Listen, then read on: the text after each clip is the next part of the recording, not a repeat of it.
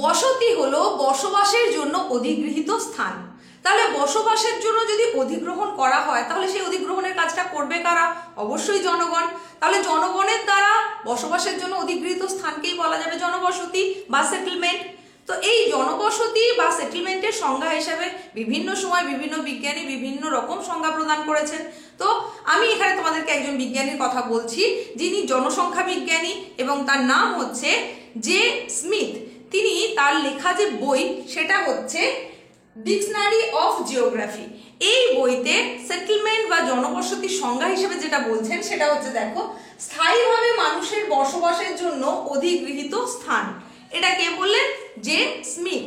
তো স্মিথের এই যে সংজ্ঞা আমরা দেখতে পেলাম, স্থায়ীভাবে বসবাসের জন্য মানুষের বসবাস, অবশ্যই সেটা মানুষের বসবাস, তার অধিগৃহীত স্থান, সেটাকেই বলা হচ্ছে সেটেলমেন্ট বা জনবসতি। তাহলে এমন ভাবে অধিগ্রহণ হচ্ছে যেটা জনগণ করছে এবং সেখানে সে তার দৈনন্দিন চাহিদা থেকে শুরু করে সমস্ত কর্মকাণ্ড পরিচালনা করবে যেখান থেকে, সেটাই হচ্ছে জনবসতি। এবার এই জনবসতি আবার বিভিন্ন পর্যায়ে গড়ে ওঠে। যেরকম সেই পর্যায়গুলোকে আমরা কিভাবে বলতে পারি না, প্রথমে যখন গড়ে ওঠে জনবসতি তখন সেটা বিক্ষিপ্ত আকারে, এখানে একটু ওখানে একটু সেখানে একটু, এইভাবে বিক্ষিপ্ত আকারে জনবসতি গড়ে ওঠে। তারপর সেই বিক্ষিপ্ত জনবসতিকে কেন্দ্র করে ধীরে ধীরে গড়ে ওঠে গ্রাম, গ্রাম থেকে গড়ে ওঠে শহর, শহর থেকে গড়ে ওঠে নগর। আমরা যে সমস্ত নগর বা শহর এলাকা দেখি, বহু বছর আগে যদি দেখি বা কয়েক বছর আগে যদি দেখি, তখন কিন্তু তাদের রূপ এরকম ছিল না। যদি আমরা কলকাতার কথাই ধরে নিই, কলকাতার রূপ কিন্তু এইরকম মোটেও ছিল না। কলকাতা ছিল একদম একটা গণ্ড গ্রাম। তারপর ধীরে ধীরে সেখান থেকে এই যে পরিবর্তন, এই এখনকার যে রূপান্তর, সেটা হয়েছে। তাহলে আমরা কি দেখলাম? বিক্ষিপ্ত বসতি, অর্থাৎ যেটাকে বলা হয় কিনা হ্যামলেট, আমরা পরবর্তীতে যেটা আলোচনা করব, সেই হ্যামলেট থেকে শুরু হলো কি একেবারে একটা গোটা গ্রাম, তারপর সেই গ্রামও আবার পরবর্তীতে শহর, শহর থেকে সেটা নগরের রূপ পায়। এইভাবে ধীরে ধীরে জনবসতির ক্রমবিকাশ লাভ হয়। তো আশা করছি তোমরা বুঝতে পারলে জনবসতি বা সেটেলমেন্ট কাকে বলে। এরপর আমরা দেখে নেব এর আস্তে আস্তে যে সমস্ত জিনিসগুলো রয়েছে। যে হ্যামলেট বললাম, হ্যামলেট জিনিসটা কি সেটা তোমাকে জানতে হবে। এখান থেকে কিন্তু এমসিকিউ প্রশ্ন অবশ্যই আসবে। তাছাড়া সেখানে আরো এই যে বিক্ষিপ্ত জনবসতি বলছি, সেটা কিরকম, গ্রাম গড়ে ওঠার কি ক্রাইটেরিয়া রয়েছে, বা সেখান থেকে শহরের কি সুবিধে অসুবিধে, সমস্তটাই আজকের উপস্থাপনায় আলোচনা করব। তারই সঙ্গে সঙ্গে মানে কোন জনবসতিকে কি জনবসতি বলা হয় বা জনবসতির প্রকারভেদ, সেগুলো সম্পর্কে আমরা ধীরে ধীরে আজকের উপস্থাপনা আলোচনা করে নেব। তো মনোযোগ সহকারে সম্পূর্ণ উপস্থাপনাটা দেখে নাও এবং বুঝে নাও। সময় নষ্ট না করে আমরা সরাসরি পুরো ক্লাসটা দেখে নিই, শুরু করে দিই। চলো, অবশ্যই হাতের কাছে খাতা পেন রাখো প্রয়োজনীয় জিনিসপত্রগুলো নোট ডাউন করার জন্য। কিরকম গুরুত্বপূর্ণ জিনিস, যেমন এখানে তোমাদেরকে আমি একটা বলছি একুমেন, নন একুমেন, এইরকম যে সমস্ত ইম্পর্টেন্ট জিনিস সেগুলো অবশ্যই নোট ডাউন করো। একুমেন জিনিসটা কি? সেটা হচ্ছে পৃথিবীর স্থায়ী অঞ্চল যেগুলো মানুষের বসবাসের উপযুক্ত, তাকে বলা হচ্ছে একুমেন। তাহলে পৃথিবীর স্থায়ী জনবসতি অঞ্চলকে একুমেন বলে। আর নন একুমেন এটা আমরা কাকে বলবো না, যেটা বসবাসের অযোগ্য যে সমস্ত জায়গা, সেই সমস্ত জায়গাকে বলা হবে নন একুমেন অঞ্চল। তাহলে নন একুমেন অঞ্চল অবশ্যই জনবসতিহীন হবে, কারণ সেটা তো বসবাসের অযোগ্য, তাহলে সেখানে জনমানব থাকতে পারবে না। তাহলে বসবাসের অযোগ্য যে সমস্ত জায়গায় জনগণ বাস করতে পারে না, সেটাই হচ্ছে নন একুমেন।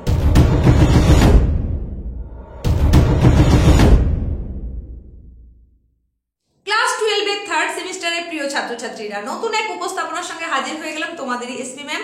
আজকে তোমাদের জন্য নিয়ে চলে এসেছি তোমাদের জিওগ্রাফি বিষয়ের যে বিষয়টা তোমাদের রয়েছে পার্ট বি তে, অর্থাৎ মানবীয় ভূগোলের মৌলিক বিষয়সমূহ, তার যে ইউনিট 2, সেখানে কি রয়েছে না সেটেলমেন্ট বা জনবসতি।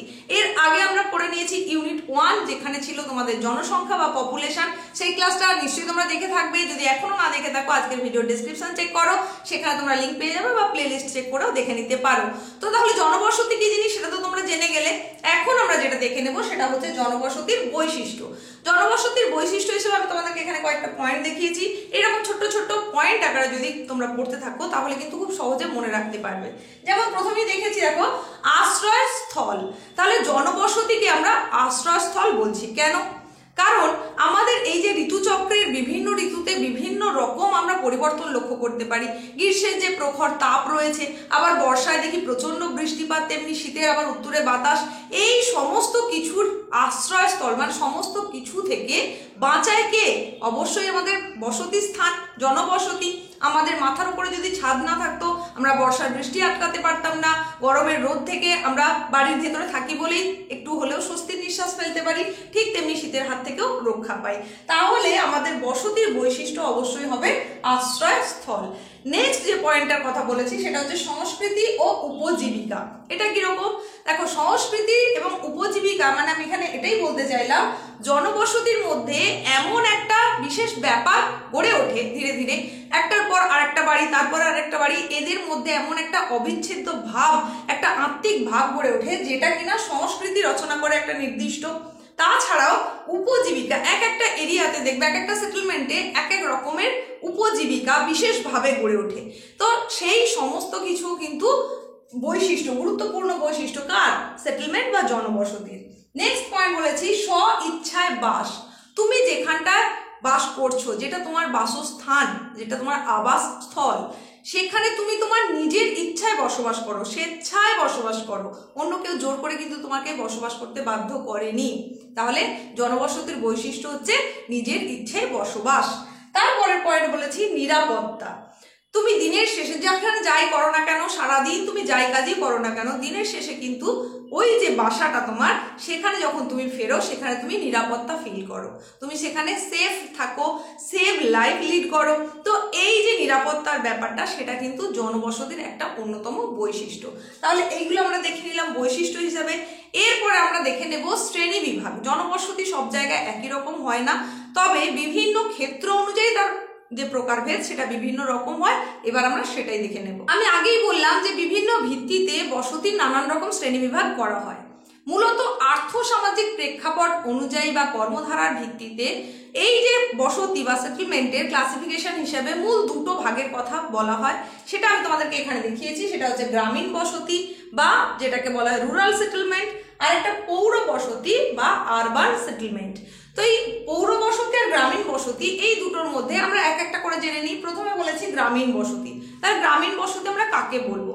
না, যে সমস্ত বসতি এলাকায় বিক্ষিপ্তভাবে কিছু স্থায়ী বাসস্থান গড়ে উঠবে এবং সেখানকার মানুষজন প্রাথমিক স্তরের কাজের সঙ্গে, মূলত কৃষিকাজের সঙ্গে যুক্ত থাকবে, সেই সেটেলমেন্টকে বা সেই বসতিকেই বলা হবে গ্রামীণ বসতি। তারা মূলত কি কি কাজ করবে? কৃষিকাজের সঙ্গে যুক্ত থাকবে, উন্মুক্ত প্রান্তরে তাদের বসতি গড়ে উঠবে। এই ধরনের বৈশিষ্ট্য কিন্তু সেখানে লক্ষ্য করা যাবে। আরো কি কি বৈশিষ্ট্য লক্ষ্য করা যাবে সেগুলো আমি এখানে একে একে দেখিয়েছি। প্রথমে তাহলে কি বললাম? প্রাথমিক স্তরের কাজের সঙ্গে যুক্ত থাকবে। প্রাথমিক স্তরের কাজ মানে সেটা কৃষিকাজ। তাহলে ওই সেটেলমেন্টে মানে রুরাল সেটেলমেন্টে যতজন মানুষ থাকবে তার অন্তত 75% যুক্ত থাকবে কৃষিকাজের সঙ্গে, আর বাকিরা অন্যান্য কাজের সঙ্গে যুক্ত থাকতে পারে। তাহলে এটাই হচ্ছে তাদের মূল ভিত্তি। তাহলে গ্রামীণ বসতির মূল ভিত্তি হচ্ছে কৃষি। সেটাও আমি তোমাদেরকে এখানে দেখিয়েছি যে 75% লোক অন্তত তার সঙ্গে যুক্ত থাকবে। তারপরে যেটা দেখিয়েছি জনসংখ্যা। গ্রামীণ বসতির জনসংখ্যা কেমন হতে হবে? না, সেখানে মোট লোক সংখ্যার পরিমাণ হতে হবে 5000-এর কম, তবেই তাকে বলা যাবে গ্রামীণ বসতি। আর সেখানকার জনঘনত্ব সেটা হতে হবে প্রতি বর্গ কিলোমিটারে 400 জন। এইখানে আমি তোমাদেরকে সেগুলো সমস্ত একে একে দেখিয়েছি। এছাড়াও আরো অনেক বৈশিষ্ট্য রয়েছে, সেগুলো এবার একটু শুনে নাও, প্রয়োজনে অবশ্যই নোট ডাউন করো। দেখো, গ্রামীণ বসতি অর্থাৎ কি হবে? সেটা বিক্ষিপ্ত বসতি, তবে কোথাও কোথাও সেটা গোষ্ঠীবদ্ধ হতে পারে, কোথাও কোথাও সেটা রৈখিক হতে পারে। যেমন কি সেটা কাঁচা রাস্তা, গ্রামীণ বসতি সেখানে অধিকাংশই হবে কাঁচা রাস্তা, সেখানে সড়কের পরিমাণ হবে তুলনায় কম। তো এই মোরাম রাস্তা বা কাঁচা রাস্তার ধার বরাবর সেখানে বসতি গড়ে উঠতে পারে, কোনো একটা বড় পুকুরকে কেন্দ্র করে বসতি গড়ে উঠতে পারে। এই ধরনের বৈশিষ্ট্য সেখানে লক্ষ্য করা যাবে। সেখানে যেমন বলছি যে কৃষি জমিকে কেন্দ্র করে বসতি গড়ে উঠতে পারে, উন্মুক্ত প্রান্তরে গড়ে উঠতে পারে। আর 75% মানুষ তাদেরকে কৃষির সঙ্গে যেমন যুক্ত থাকতে হয়, বাকি মানুষরা তারা মূলত যে পেশায় যুক্ত থাকবে সেটা হচ্ছে পশুপালন হতে পারে, সেখানে মৎস্য সংগ্রহ হতে পারে, তাঁত বস্ত্র উৎপাদন হতে পারে, অন্যান্য কুটির শিল্প হতে পারে। মূলত এই ধরনের কাজের সঙ্গে তারা যুক্ত থাকবে। আর গ্রামীণ বসতিতে কি হয়? যেহেতু বসবাসকারী মানুষের সংখ্যাটা কম হয়, তাই সেখানে মাথাপিছু যে জায়গার পরিমাণ, জমির পরিমাণ, সেটা কিন্তু তুলনায় বেশি হয় আরবান সেটেলমেন্টের তুলনায়। তো নেক্সট আমরা যেটা দেখবো যে এই বসতির আরো যে বৈশিষ্ট্য সেটা হচ্ছে কি, গ্রামীণ বসতিতে বিক্ষিপ্তভাবে বা গোষ্ঠীবদ্ধ যেভাবেই গড়ে উঠুক না কেন, তো সেখানকার প্রত্যেকটা মানুষের মধ্যে একটা আত্মীয়তা থাকে, আত্মিক টান থাকে, তারা অনেক বেশি সহানুভূতিশীল হয় এবং একে অপরকে সাহায্যের জন্য অবশ্যই অগ্রণী ভূমিকা নেয়। মানে তাদের মধ্যে অনেক কিছুর তফাৎ থাকতে পারে, তাদের ধর্মের ভেদাভেদ থাকতে পারে, ভাষাগত ভেদাভেদ থাকতে পারে, পেশাগত ভেদাভেদ থাকতে পারে, যাই থাকুক না কেন, কিন্তু তাদের মধ্যে একটা আত্মিক সারল্য লক্ষ্য করা যায়, আত্মিক টান লক্ষ্য করা যায়। তাছাড়া গ্রামের মধ্যে পুকুর তুমি দেখতে পাবে, শস্য ক্ষেত দেখতে পাবে, যেহেতু শস্য ক্ষেত দেখতে পাবে, তৃণভূমি দেখতে পাবে, সুতরাং সবুজ প্রান্তরের সংখ্যাটা হবে অনেকটাই বেশি। তাহলে এই যে আমরা দেখলাম গ্রামীণ বসতির বৈশিষ্ট্য, তার সঙ্গে সঙ্গে আমরা যদি এর প্রকৃতি দেখি তাহলে কি দেখবো, গ্রামীণ বসতিতে মূলত দুটো জিনিস তুমি লক্ষ্য করবে, একটা হচ্ছে হ্যামলেট আর একটা তুমি দেখতে পাবে গ্রাম। হ্যামলেট যেটা সেটাই হচ্ছে বিক্ষিপ্ত জনবসতি, গ্রাম যেটাকে বলছি সেটা আবার দু রকমের হতে পারে, ক্ষুদ্র গ্রাম আর একটা হচ্ছে বৃহৎ গ্রাম। তো এই জিনিসগুলো কি একটু জেনে নিই আমরা, যদিও শুরুতেই হ্যামলেট জিনিসটা কি একটু জেনেছি। সেটা হচ্ছে বিক্ষিপ্তভাবে অল্প সংখ্যক বাড়ি নিয়ে গড়ে উঠবে এই ধরনের জনবসতি, মূলত কোনো জলাশয়কে কেন্দ্র করে গড়ে উঠতে পারে এই বিক্ষিপ্ত বসতি। আর যেটা আমরা গ্রামের কথা বলছি, সেই গ্রামের মধ্যে দু রকমের গ্রাম রয়েছে, একটা ক্ষুদ্র গ্রাম, একটা বৃহৎ গ্রাম। যেটা ক্ষুদ্র গ্রাম সেখানে মূলত 15 থেকে 20টা বাড়ি নিয়ে গড়ে উঠবে এই ধরনের গ্রাম। আর যেটা বৃহৎ গ্রাম সেটা সাধারণত উন্নত মৃত্তিকাযুক্ত অঞ্চল, উর্বর মৃত্তিকাযুক্ত অঞ্চল যে সমস্ত জায়গায়, সেখানকার কৃষিক্ষেত্রকে কেন্দ্র করে একাধিক বসতি গড়ে উঠবে, সংঘবদ্ধ বসতি গড়ে উঠবে, সেটাই হচ্ছে বৃহৎ গ্রাম। তাহলে তোমরা এবার বুদ্ধি থেকে বলো যে তোমাদের এই যে হ্যামলেটের কথা বলছি, এই হ্যামলেট বা বিক্ষিপ্ত জনবসতি কোথায় মূলত গড়ে উঠবে? এক তোমরা বললাম জলাশয়কে কেন্দ্র করে গড়ে উঠতে পারে, এছাড়া আর কোথায় কোথায় গড়ে উঠবে? একদম অল্প সংখ্যক বাড়ি গড়ে উঠবে, সেটা কোথায়? যেখানে তাদের মানে একদম মূল বসতিতে, মূল যে গ্রামীণ বসতিতে যেখানে তাদের বসবাস করার সুযোগ সুবিধাটা কম, তাদের পক্ষে সেই বসবাসে গিয়ে থাকাটা সুযোগ নেই সেই রকম জায়গায়, যেমন পাহাড়ের ঢালু অঞ্চলে হতে পারে, একটা অরণ্যের অগভীর অঞ্চলে হতে পারে, তাছাড়া কোথায় হতে পারে, বন্যা দুর্গত এলাকা, বন্যা প্রবণ এলাকা সেই রকম জায়গায় হতে পারে, তাছাড়া খরা প্রবণ এলাকায় হতে পারে, তাছাড়া গ্রামে মূলত অনেক জায়গায় এখনো অস্পৃশ্য শ্রেণী এই ওই এরকম নানান কিছু রয়েছে, সেই রকম ভাবেও তারা কিন্তু গ্রামের একদম শেষের দিকের অংশে কি কয়েকটা মাত্র বাড়ি নিয়ে তারা গড়ে উঠতে পারে। এই যে জিনিসগুলো, এটাই হচ্ছে বিক্ষিপ্ত জনবসতি বা হ্যামলেট। এটা কিন্তু তোমাদের অবশ্যই প্রশ্ন আসে এখান থেকে। আরো একটা যে জিনিস সেটা তোমাকে জানতে হবে, সেটা হচ্ছে এরা একেবারে নিম্নবিত্ত সম্প্রদায়ের কিন্তু হয়ে থাকে, তাই মূল স্রোতেরা আসতে পারে না, নিজেদেরকে মিশিয়ে নিতে পারে না। তো আর যেটা জানতে হবে সেটা হচ্ছে ভারতের খাদার সমভূমিতে এই যে হ্যামলেট সম্প্রদায়ভুক্ত, তাদের সেই জনবসতিকে আবার বলা হয়ে থাকে মাজরা, পূর্বা। আর গন্ড উপজাতিদের তাদের বলা হয় ধানাস। তাহলে গন্ড উপজাতির যে হ্যামলেট সেটা মূলত ধানাস নামে পরিচিত। এই হয়ে গেল আমাদের কি বললাম, বিক্ষিপ্ত জনবসতি বা হ্যামলেট। এবার যেটা আমরা ক্ষুদ্র জনবসতি মানে ক্ষুদ্র গ্রাম হিসাবে যেটা বললাম, যেটা বৃহৎ গ্রাম হিসাবে বললাম, সেটা আশা করে বুঝতে পেরেছো, স্মল ভিলেজ, লার্জ ভিলেজ এটা সম্পর্কে বললাম। এরপরে আমরা যেটা আলোচনা করে নেব সেটা হচ্ছে যে এই যে গ্রামীণ বসতি, এটা তো আমরা মূলত কর্মধারার ভিত্তিতে বলছি, এছাড়াও কিন্তু কিছু কিছু থাকে স্থায়ী বসতি, কিছু কিছু থাকে অস্থায়ী বসতি। স্থায়ী বসতি মানে সেখানে অবশ্যই স্থায়ীভাবেই তারা বসবাস করে, একেবারে আজন্মকাল পর্যন্ত বাস করে, তাই সেটাকে বলা হচ্ছে স্থায়ী বসতি। আবার কিছু কিছু বসতি গড়ে ওঠে গ্রামীণ বসতি, যেটা হচ্ছে অস্থায়ীভাবে, মানে কোনো নির্মাণ কার্যের জন্য তারা এসেছে, হঠাৎ করে সেখানে একটা তাঁবু নির্মাণ করে বা কুটির নির্মাণ করে তারা বসবাস করছে, বা কোনো কাজের উদ্দেশ্য নিয়ে এসেছে, তো সেই যে বসতিগুলো সেগুলো কিন্তু অস্থায়ী প্রকৃতির হয়ে থাকে। ভারতীয় জনগণনা আয়োগ প্রত্যেকটা মৌজাকে এক একটা গ্রাম বা গ্রামীণ বসতি বলে নির্ধারণ করেছে। আর মৌজা হচ্ছে একেবারে প্রশাসনিক স্তরের সর্বনিম্ন একক। আর যেহেতু গ্রামের জনগণনা করা হয় মৌজার ভিত্তিতে, তাই তাকে আবার বলা হয় থাকে সেন্সাস গ্রাম। আর এই গ্রামের থেকেই পঞ্চায়েতের মাধ্যমে রাজস্ব আদায় করা হয়, তাই জন্য এদেরকে আবার রাজস্ব গ্রামও বলা হয়ে থাকে। এরপর তাহলে আমরা যেটা দেখে নেব সেটা হচ্ছে কি না, পৌর জনবসতি, যেটাকে আমরা বলছিলাম আরবান সেটেলমেন্ট। এই পৌর জনবসতিটা তাহলে আমরা কাকে বলবো, যেখানে মূলত যে বসতিতে মূলত দ্বিতীয় বা তৃতীয় স্তরের অর্থনৈতিক ক্রিয়াকলাপের সঙ্গে যুক্ত মানুষজনের সংখ্যা বেশি হবে, সেই জনবসতিকে বলা হবে পৌর জনবসতি বা আরবান সেটেলমেন্ট। তাহলে সেখানে কিন্তু আমরা যেমন এখানে এই যে অনেক রকমের বৈশিষ্ট্য পরপর আলোচনা করেছিলাম, সেখানে পৌর বসতিতে আমরা কি কি বলতে পারি? অবশ্যই পৌর বসতিতে বসবাসকারী মানুষজনের অন্তত 75% মানুষজন তারা যুক্ত থাকবে দ্বিতীয় এবং তৃতীয় স্তরের অর্থনৈতিক ক্রিয়াকলাপের সঙ্গে। তাহলে সেখানে দ্বিতীয় এবং তৃতীয় স্তর মানে সেটা অবশ্যই সেখানে শিল্পের সঙ্গে তাদেরকে যুক্ত থাকতে হচ্ছে। তাহলে পৌর জনবসতির মূল ভিত্তি হবে শিল্প, আর এই যে শিল্পের সঙ্গে যুক্ত মানুষজনের যে সংখ্যা সেটা হবে মোট জনসংখ্যার অন্তত 75% অ্যান্ড অ্যাভাব। আর তারপরে আমরা এর জনসংখ্যা হিসেবে যেটা বলতে পারি পৌর জনবসতির, সেটা হচ্ছে আমরা যেমন বলেছিলাম লেস দ্যান 5000 সেটা হচ্ছে পৌর গ্রামীণ জনবসতি, তেমনি পৌরর ক্ষেত্রে কি হবে? অবশ্যই সেটা 5000 জনেরও বেশি হবে। এটা হতে হবে এর ক্রাইটেরিয়া। আর জনঘনত্বও হতে হবে প্রতি বর্গ কিলোমিটারে 400 জনের বেশি। এইগুলো হচ্ছে পৌর জনবসতির বৈশিষ্ট্য। এছাড়া আর কি কি বৈশিষ্ট্য আমরা দেখব? আমরা যেমন গ্রামীণে যেগুলো আলোচনা করেছি সেগুলো নিরিখে যদি দেখি তাহলে কি দেখব? এখানে পুকুরের সংখ্যা অনেক কম, শস্য ক্ষেত্রের সংখ্যা অনেক কম।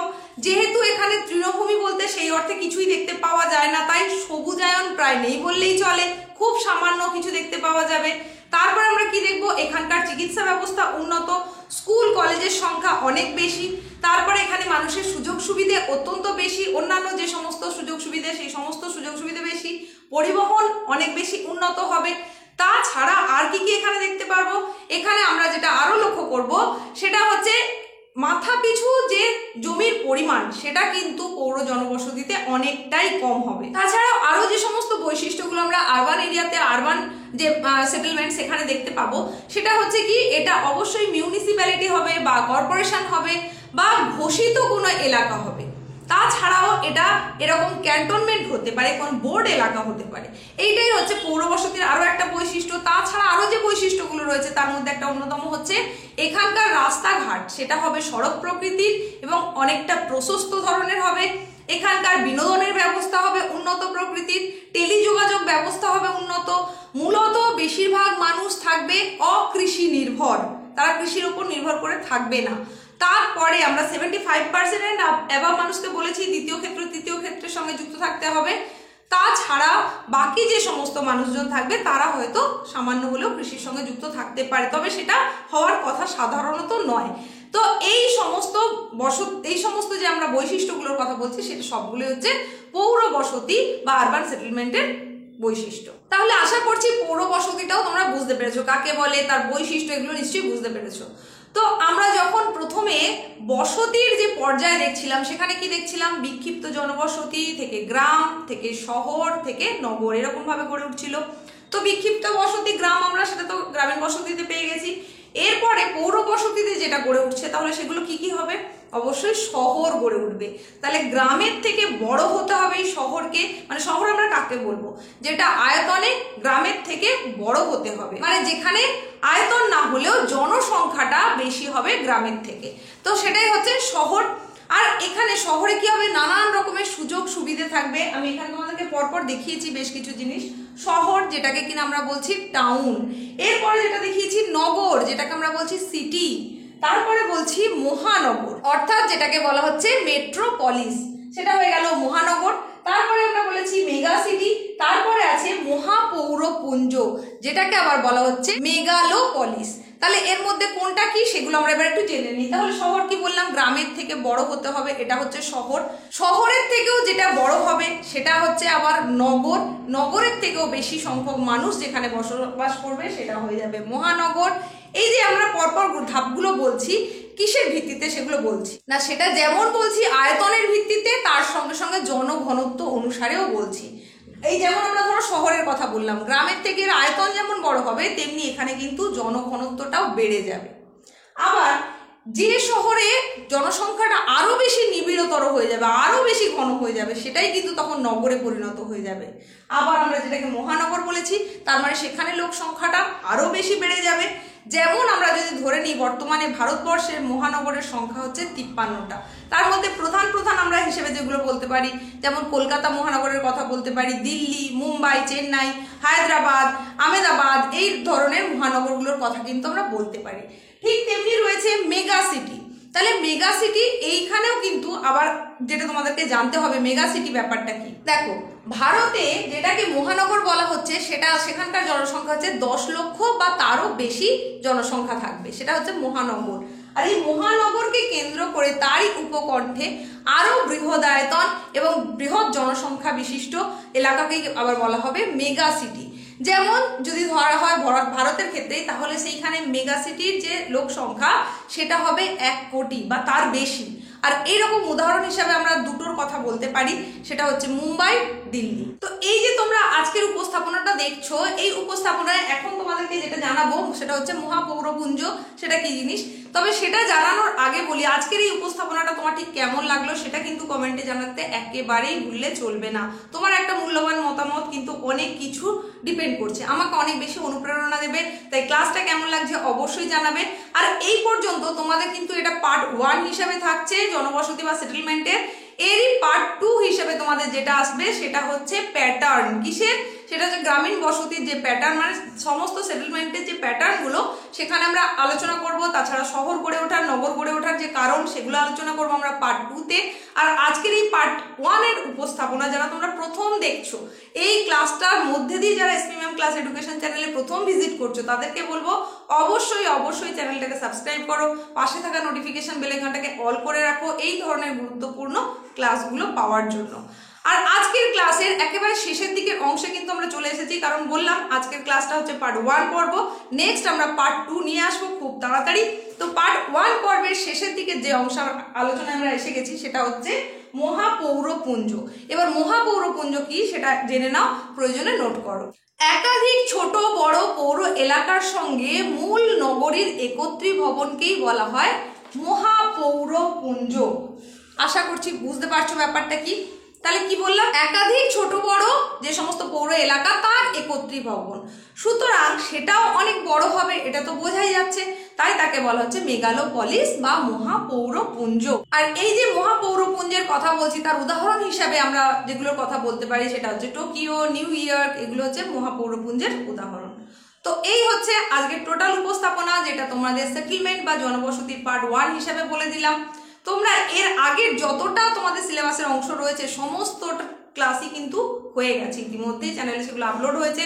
কোনোটার 1-2 পর্ব রয়েছে, কোনোটার একাধিক আরো বেশি রয়েছে।